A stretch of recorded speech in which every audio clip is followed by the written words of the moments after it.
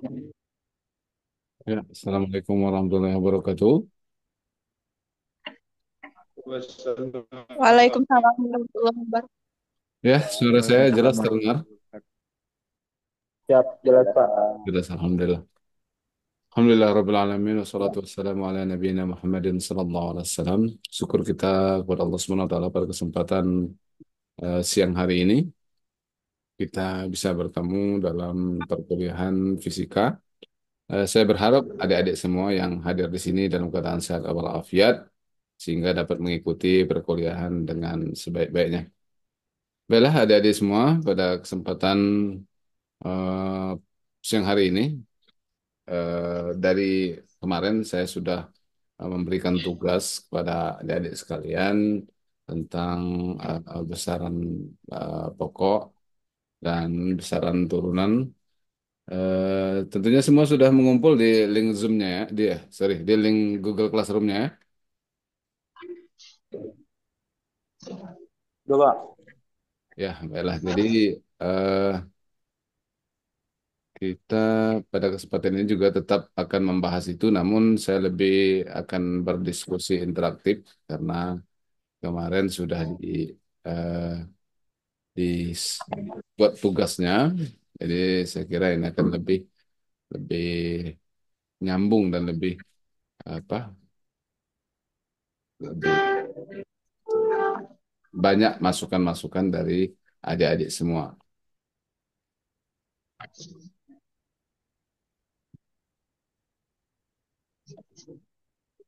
Ya, di sini ada saya share screen, share screen.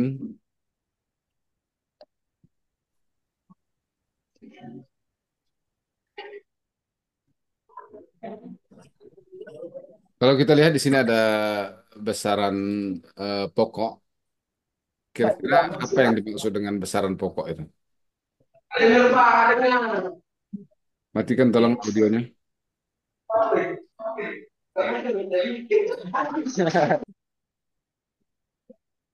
Orang Ya, itu di kelasnya mak dengung ya, suaranya. Hadi, Hadi, silakan Hadi. Apa itu Oh itu besaran pokok?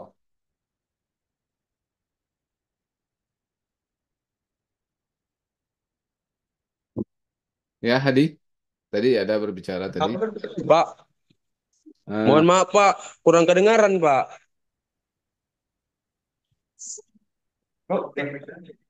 yang tadi jelas kedengaran, katanya suara saya jelas. Ini masalahnya di perangkat saudara berarti. Ya, Hadi.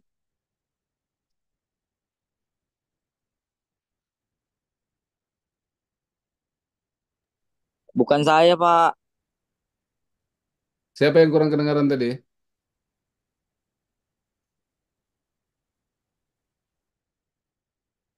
Ya, Hadi.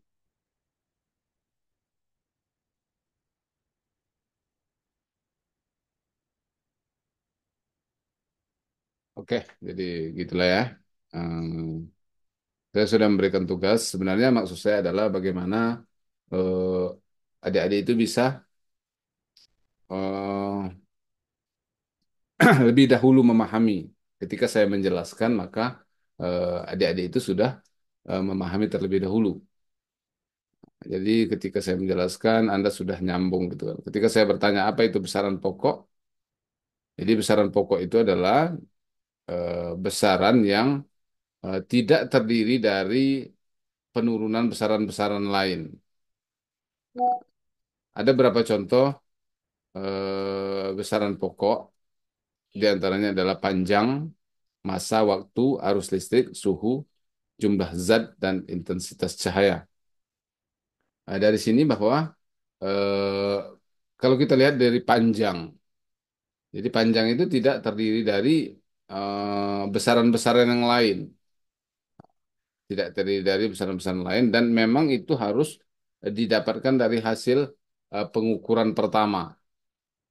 Maksud pengukuran pertama itu adalah didapatkan dari pengukuran eh, secara langsung terhadap materialnya atau bendanya. Contoh kita mengukur misalnya panjang suatu papan misalnya, papan, maka kita harus mengukur eh, secara langsung dengan meteran berapa panjang dari papan tersebut.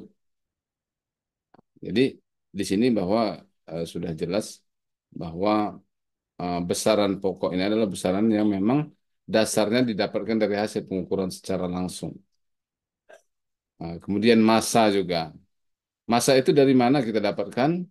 Massa itu sebenarnya adalah dari jumlah massa jenis dari setiap partikel-partikel dari suatu zat. Misalnya massa dari besi itu adalah berapa ukuran besi itu, kemudian dikalikan dengan massa jenis dari besi tersebut.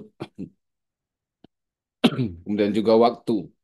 Waktu juga terdiri dari bahwa asal eh, waktu mengukur keadaan dari satu keadaan ke keadaan yang lain.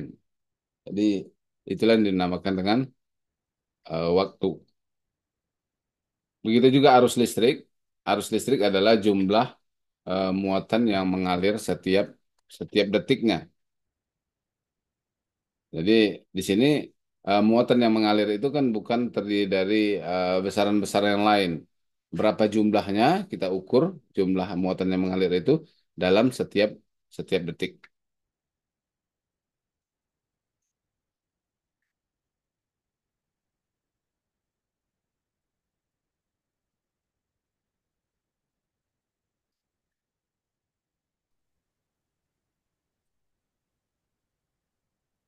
Kemudian eh, suhu juga demikian kita dapatkan dari hasil pengukuran secara langsung, kemudian jumlah zat dengan satuan mol, kemudian juga intensitas cahaya.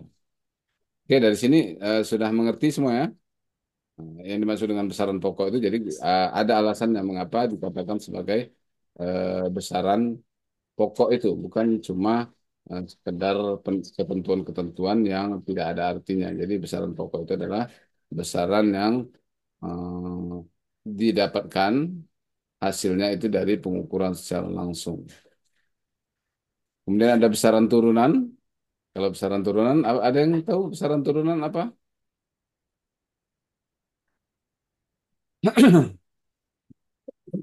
Besaran yang diperoleh dari besaran pokok, Pak. Besaran yang diperoleh dari besaran pokok. Ya, betul sekali.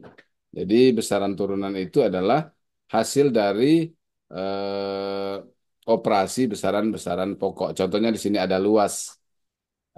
Kalau kalau kita lihat di sini luas itu adalah panjang kali lebar. Panjang itu juga merupakan besaran pokok. Lebar juga merupakan panjang yang merupakan besaran pokok juga.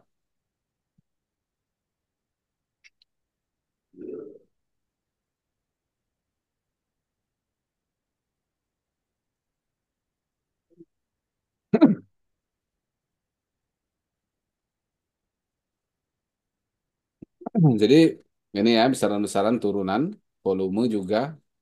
Jadi volume didapatkan dari kita mengukur panjang, lebar, dan tinggi. Jadi tiga kali pengukuran.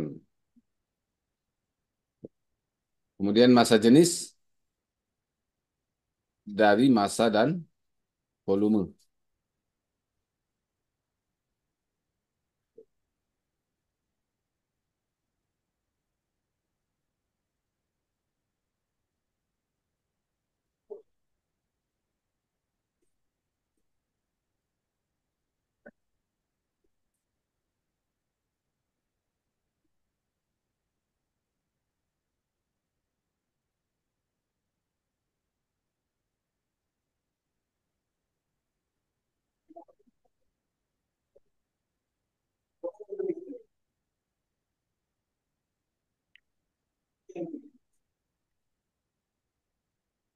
Kemudian juga kecepatan, percepatan gaya dan usaha dan lain sebagainya. Kemudian ada fungsi yang bisa memetakan atau yang bisa mengoperasikan dari besaran-besaran tersebut.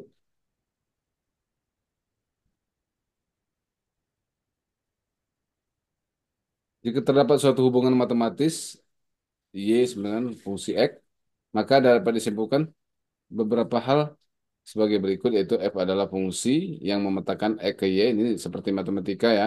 Kita semua sudah belajar. Kemudian Y adalah suatu peubah. Jadi suatu operator, kalau dalam ilmu kontrol itu dia sebuah operator yang mengoperasikannya.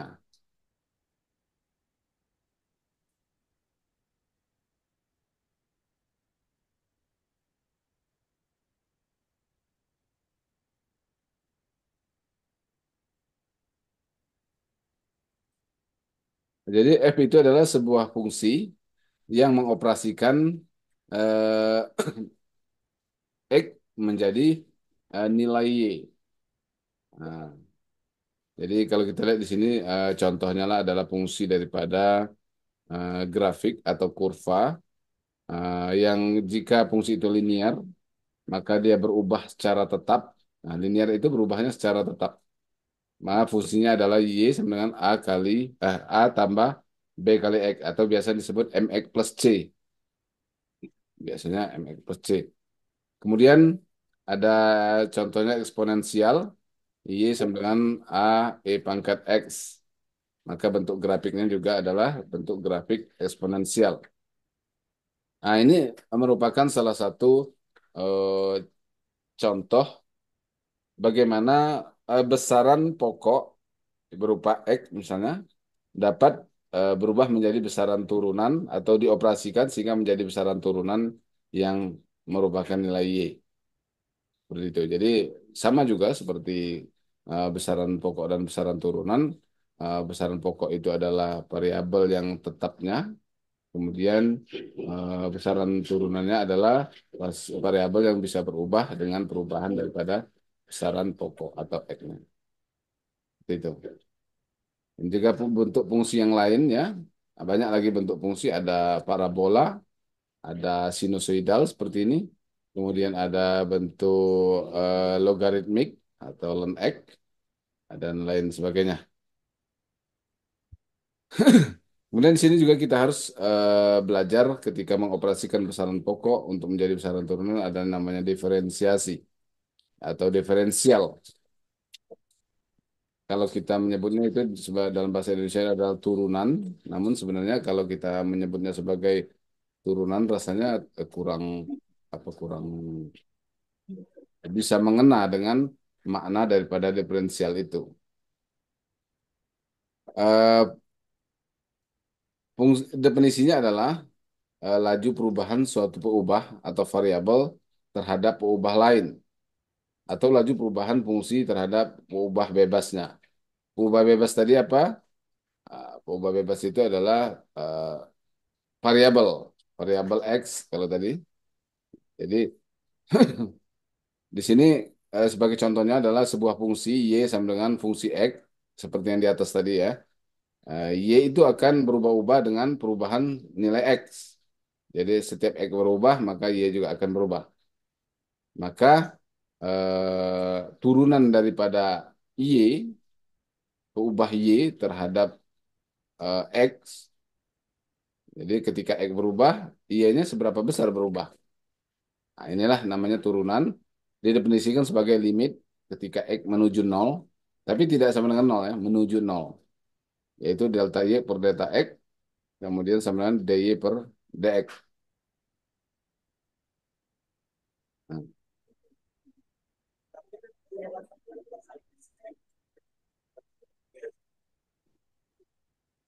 oke, jadi ini salah satu contohnya daripada diferensial.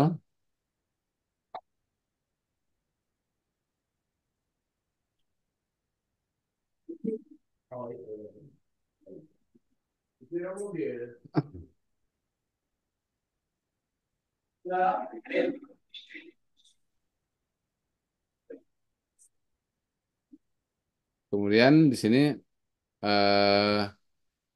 ada beberapa rumus diferensial ya. Di sini adik-adik sudah mengerti kan diferensial kan? Seperti yang saya jelaskan tadi, yaitu berbentuk dalam limit. Nah, X-nya itu mendekati nol. Ketika X mendekati nol berubah, Y itu akan berubah sebesar apa? Misalnya ketika kecepatan eh, kendaraan. Kecepatan kendaraan itu kan akan berubah, X akan berubah, maka akan menyebabkan kecepatan berubah. Semakin cepat X berubah, maka kecepatan juga akan semakin semakin besar. Jadi ketika kecepatan X sampai mendekati nol, perubahannya itu mendekati nol, berapa perubahan daripada Y itu sendiri. Itu merupakan diferensial, fungsi diferensial dari suatu fungsi.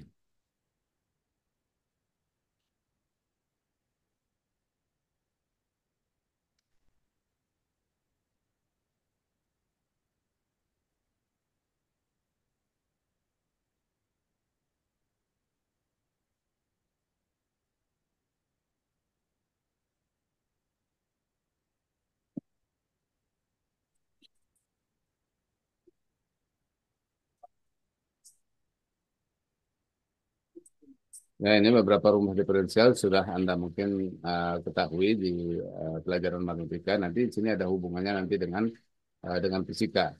Contoh soalnya misalnya carilah kecepatan dan percepatan pada saat T sama dengan satu detik jika posisi benda dinyatakan dengan fungsi X sama dengan 10T dikurang 3T kuadrat. Jadi di sini fx-nya fungsinya itu adalah X yang memetakan nilai-nilai T itu terhadap X. Jadi berapa nilai T maka akan menentukan berapa nilai nilai X. Itu ya. Iya. Oh, jalan itu apa? Oh, licin. Iya, pas turunan itu, abang ini, abang kalau bisa lempang lah. Karena kalau di tengah berani, kalau gitu. Mana dia? Loh, ini ya.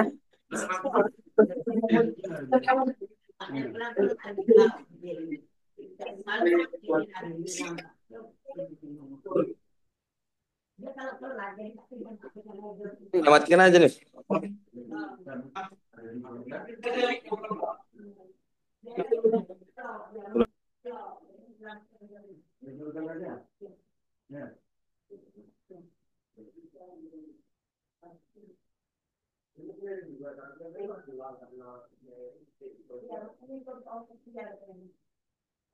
Berarti abang mau berani sambil sambung.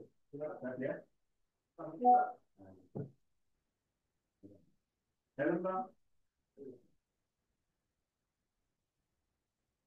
Ya oleh di jalan pada kayak lurus padahal dia gini belok. Makanya hati.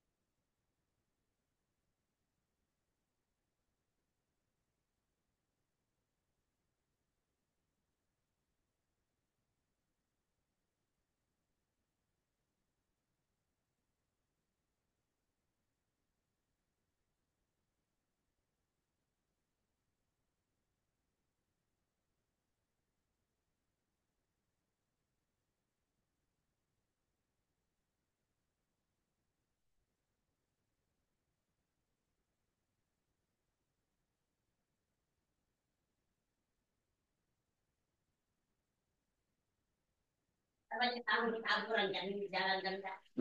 Itu orang tapi rumah lama, rumah baru ini. Kebalik ini gerobak yang belanja kayu.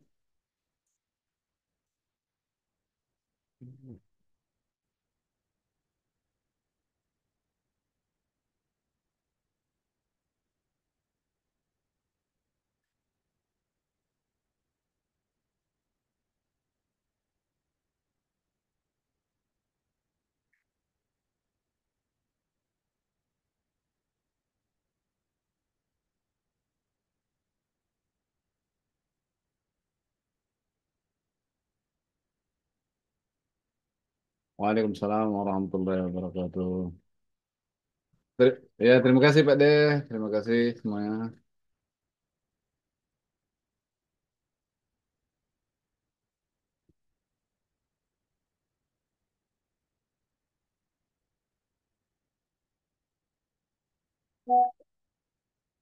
Oke, baiklah. Tadi barusan selesai Zoom ya, rapat dengan apa? Dengan program studi, jadi agak agak terganggu sedikit. Oke, kita lanjutkan lagi. Eh, jadi ini contohnya ya, fungsi X memetakan eh, T, nilai T. Kalau kita nyatakan T itu sebagai besaran pokok, maka eh, X itu, sorry, iya T itu sebagai besaran pokok, maka X adalah besaran turunan daripada besaran itu. Maka kita bisa melihat di sini kalau X itu 10 T dikurang T kuadrat, P-nya atau kecepatan adalah dx per dt. Perubahan X setiap perubahan T. T itu menuju menuju nol, menuju nol. Jadi kita turunkanlah 10 T dikurang T 3 T kuadrat dibagi dt. 10 T dikurang T kuadrat, dikurang 3 T kuadrat berarti 10 dikurang 6 T. Turunan dari 3 T kuadrat kan 2 kali minus 3 minus 6 kali T pangkat 2 dikurang 1 pangkat T. Sama dengan 10 dikurang 6 kali 1 sama dengan 4 meter per second. Kemudian kalau percepatannya itu adalah perubahan. Jadi kalau dalam fisika kan kecepatan adalah perubahan jarak setiap perubahan waktu. Sementara kalau percepatan adalah perubahan kecepatan setiap perubahan waktu. Jadi kecepatan kendaraan misalnya akan berubah setiap waktu dia makin cepat atau makin lambat. Kalau dia makin cepat berarti A-nya nanti akan bernilai positif. Kalau dia makin lambat berarti A-nya akan bernilai negatif. Maka di sini D 10 kali minus D 10 minus 6T per DT kalau dirubah dalam bentuk eh, percepatan 0 minus 6 berarti minus 6 meter per detik kuadrat. Jadi dia mengalami perlambatan. Dalam waktu berapa detik nanti dia akan eh, berhenti. Nah, karena ini kan minus 6 kan, minus 6 meter per detik. Makin lama makin makin rendah, makin turun. Ini satu contoh lagi, fungsi Y sama dengan E pangkat 2X tambah 5. Maka Y itu sama dengan E pangkat 2X tambah 5. Kalau kita turunkan Y terhadap X, perubahan X yang mendekati 0, maka D E pangkat 2X tambah 5 per DX sama dengan E pangkat 2X itu tulisannya adalah 2 E pangkat 2X. Kemudian tambah 5 itu turunannya adalah 0. Maka hasilnya adalah 2E pangkat 2X.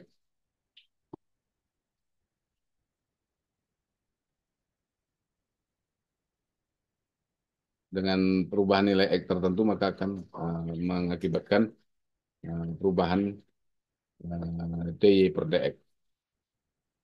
Kemudian di sini ada integrasi juga.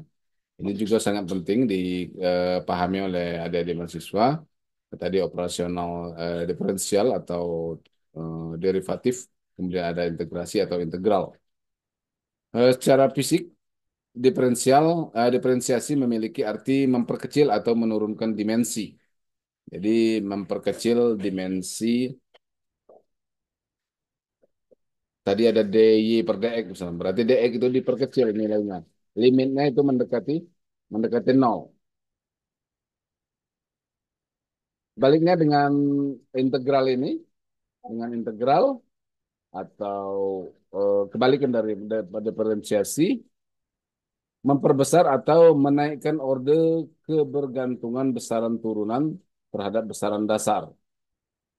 Jadi kalau Y sama dengan fungsi X, maka bagaimana X itu bisa langsung dia dapat menentukan nilai nilai Y dengan memperbesar nilai nilai Y.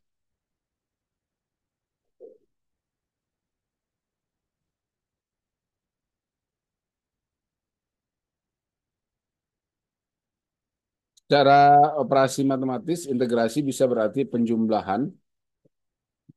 Contohnya adalah mencari luas di bawah kurva atau mencari fungsi turunan yang diberikan. Jadi kalau ada misalnya suatu fungsi, contoh sinus lah. Sinus X, dia akan berbentuk kurva. Bentuk kurva, maka untuk mencari eh, luas daerah di bawah kurvanya, maka itu bisa dilakukan dengan mengintegralkan X.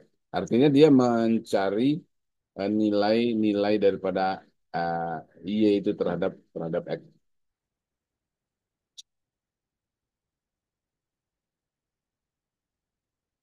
Udah dibuka, Pit?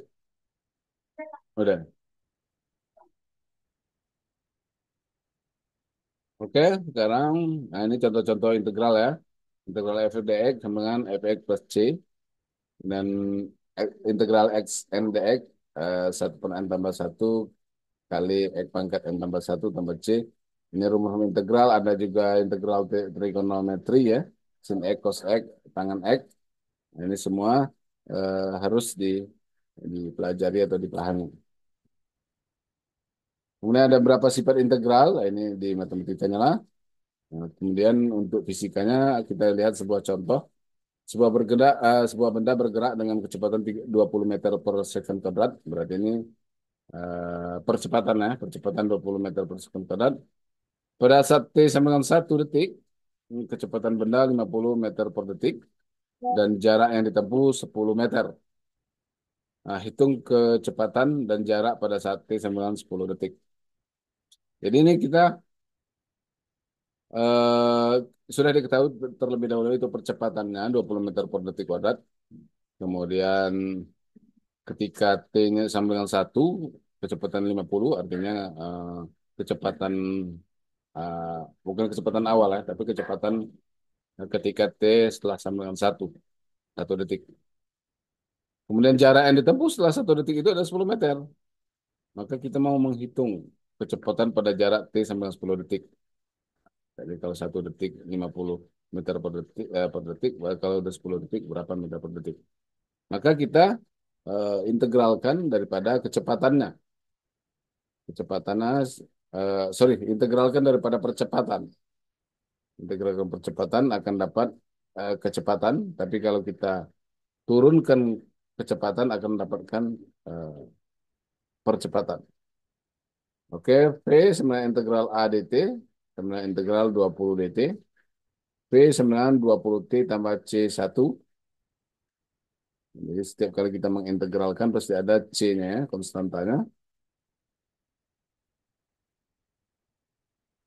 Diperoleh sama 20 T tambah C1. Berarti 50 adalah kecepatan awalnya. Kemudian 20 kali T tambah C1 itu C1 sama dengan 30. Kemudian kita mau mencari kecepatan setelah 10 detik ya. Berarti T-nya kita masukkan 10. Nah, V 20 kali 10 tambah C1. C1 sendiri sudah kita dapatkan dari persamaan yang pertama. Yaitu sama dengan 30. Berarti 20 kali 10 tambah 30. 230 meter per detik. Jadi setelah 10 detik, maka kecepatannya adalah 10, 230 meter per detik.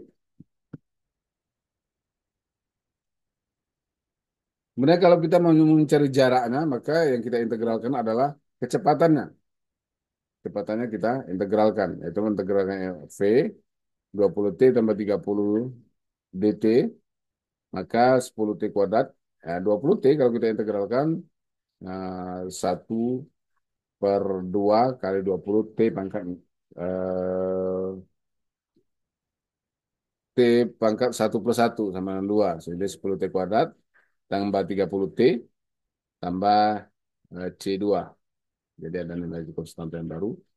Kemudian kita tahu di sini dari sini bahwa 10 meter itu mendapatkan eh, kecepatan 50. Jadi pada kecepatan 10 meter ya. Nah, X-nya 10 meter, nominal 10 kali 1 kuadrat tambah 30 kali 1 tambah C, didapatkan C2 itu sama dengan minus 30. Jadi kalau kita mau mengetahui setelah 10 detik berapakah jaraknya, kita masukkan T itu sama 10 detik pada persamaan X yang terakhir dengan nilai C-nya itu minus 30. Jadi X sama dengan 10 T kuadrat tambah 30 T tambah C2, 10 kali 10 kuadrat tambah 30 kali 10 tambah minus 30. Akhirnya didapatkan X sama dengan 1270 meter. Jadi pada jarak 1270 meter itu hanya ditempuh dengan waktu 10 detik dari posisi semula.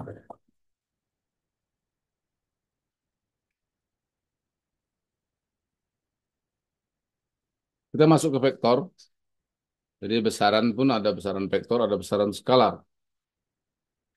Besaran vektor adalah besaran fisik yang eh, hanya dinyatakan dengan suatu angka dan satuan yang menyatakan besaran saja. Ini besaran skalar ya. Besaran skalar itu adalah besaran yang hanya berupa angka saja.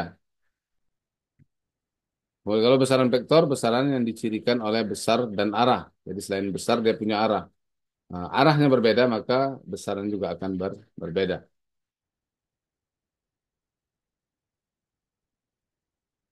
Di sini ada contoh besaran vektor itu adalah kecepatan, percepatan, gaya, perpindahan, dan momentum. Biasanya vektor ini dinyatakan dalam koordinat, koordinatnya. Kemudian besaran skala, besaran yang cukup dinyatakan oleh besarnya saja. Contohnya panjang, masa, waktu, volume, laju, energi, dan lain sebagainya. Yang mana dia berarti tidak dipengaruhi oleh eh, arahnya. Dimanapun posisinya, maka besarnya akan tetap sama. Kemudian di sini kita melihat penulisan notasinya untuk vektor itu tanda panah. Berarti dia menunjukkan ada arah dari besaran tersebut. Besaran tersebut mempunyai arah yang mana itu bisa menentukan berapa besar dari vektor tersebut. Cara menyatakannya ada tanda panah kecil di atas atau juga eh, di huruf tebalkan atau di huruf miringkan. Jadi semua itu tanda daripada vektor.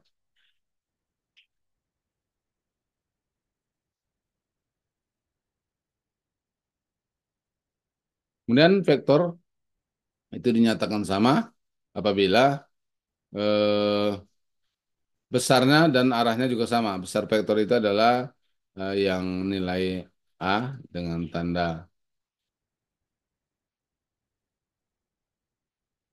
garis tegak di sebelum dan sudahnya itu menyatakan besar daripada vektor. Jadi dua buah vektor kalau dinyatakan sama berarti besarnya sama dan arahnya juga harus sama. Besarnya sama tapi arahnya berbeda itu akan berbeda nilai vektornya tidak bisa dikatakan sama. Kemudian dua buah vektor dikatakan tidak sama jika kedua vektor mempunyai nilai yang sama tetapi perlainan arah. Kedua vektor mempunyai nilai yang berbeda tetapi arahnya sama, itu juga dia tetap berbeda. Kemudian kedua vektor mempunyai nilai yang berbeda dan arah yang berbeda. Apalagi nilainya berbeda dan arahnya pun berbeda, maka dia dinyatakan berbeda.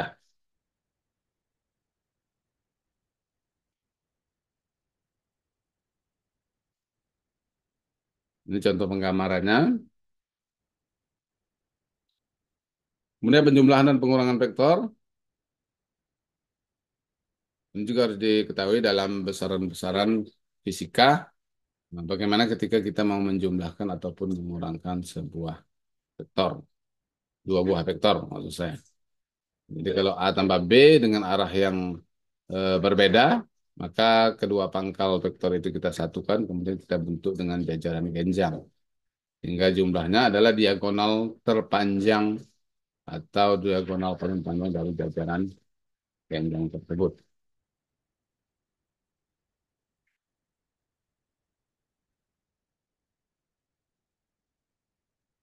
Besar vektor adalah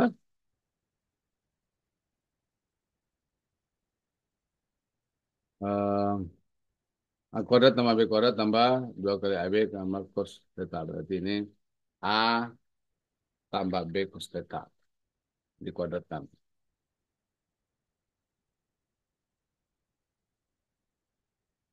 Theta adalah sudut antara vektor A dan vektor B. Jadi jika vektor A dan B searah, berarti tetanya sama dengan 0. Kalau dia membentuk sudut, berarti tetanya itu ya sebentuk sudut yang terjadi antara dua vektor tersebut. Kalau vektor A dan vektor B berlawanan arah, berarti ujung pangkal sama pangkalnya bertemu.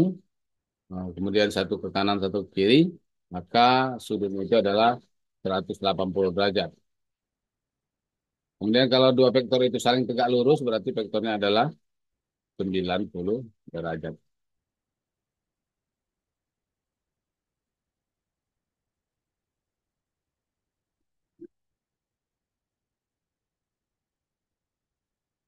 Bila ada dua vektor A dan B, akan dijumlahkan dengan cara segitiga, maka tahap-tahap yang harus dilakukan. Seperti tadi, kalau secara segitiga, misalnya A tambah B berarti eh, vektor B diletakkan pangkalnya di ujung vektor A, kemudian dihubungkan antara pangkal vektor A dan ujung vektor B. Itulah vektor A ditambah dengan B. Oke, ini seterusnya pelajaran mengenai vektor. Nah, ini semua ini pembahasan mengenai vektor. Ini besok kita akan masuk ke materi yang lain. Jadi dalam fisika ini banyak materinya. Ini contohnya misalnya kalau kita mau membahas kinematika dan dinamika, jadi kita membahas tentang gerak. Kemudian nanti kalau kita membahas mengenai listrik, berarti hukum Coulomb, listrik statis, nanti kita juga akan pelajari, karena ini semua berhubungan dengan ilmu teknik elektro kita. Oke adik-adik, eh, sampai di sini dulu pertemuan kita membahas mengenai dasar fisika ini. Jadi saya harap apa yang saya tugaskan itu Anda baca dan dipahami, jangan tidak dipahami. Oke, saya kira demikian saja pertemuan kita pada kesempatan di hari ini, tinggal siang. Semoga ada manfaatnya. Mohon maaf atas keliruan saya. Saya ucapkan wassalamualaikum warahmatullahi wabarakatuh. Assalamualaikum. Waalaikumsalam warahmatullahi wabarakatuh. Assalamualaikum warahmatullahi wabarakatuh. Waalaikumsalam warahmatullahi wabarakatuh.